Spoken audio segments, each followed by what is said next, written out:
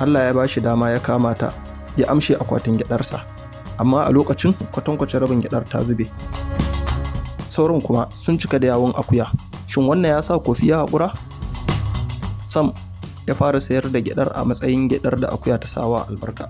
Kofi dai ya gano ba zai iya samun arzikin da yake so ba da sai da gyaɗa kawai. Kofi dai ya gano ba zai iya samun arziki da gyaɗa kawai ba.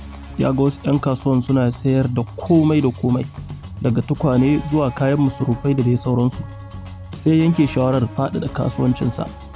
Ya fara sayar da takalma, ya sanya musu suna kamar haka: takalman Kofi, masu daɗin tafiya. Tashin farko sana'a ta samu karɓuwa, amma bayan kwana biyu mutane suka fara kokawa. Takalman suna tsagewa nan da nan, sannan suna saurin lalacewa. Wani kwastoma mai suna Mudi ya ce